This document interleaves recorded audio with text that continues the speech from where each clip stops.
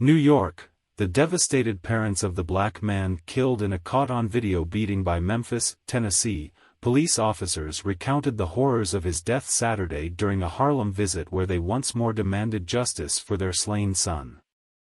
"This has been a very difficult time for our family," said Rovon Wells, the mother of slain 29-year-old Tyre Nichols. "I'm still trying to process all of this and it hasn't been easy.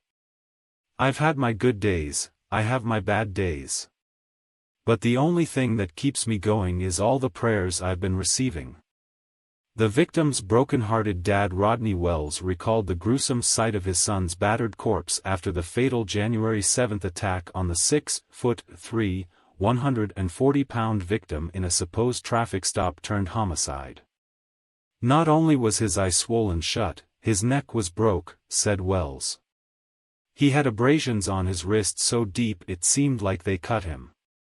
His head was like the size of a watermelon.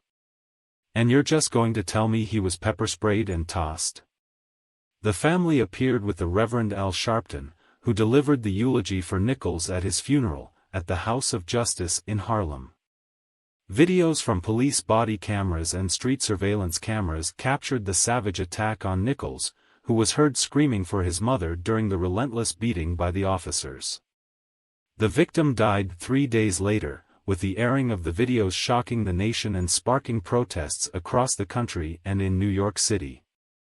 "You say my son was doing reckless driving and this is the reason you pulled him over, with no evidence, no camera footage, no car cams," said Wells. "That shield doesn't empower you to go out and commit murder. Through all of this, we will get justice for Tyre." 7 Memphis police officers were fired and 5 charged with second-degree murder following the horrifying attack where they ignored the helpless victim's screams for his mother while repeatedly assaulting Nichols with their fists, their shoes, and their batons. The dad expressed his outrage at the recent retirement of Memphis police lieutenant who stepped down before he could become the 8th cop fired from the force and lose his pension and other benefits. "Thinking he will be able to escape the consequences of his actions, we aren't going to let that happen," said Wells. "The community is not going to let that happen."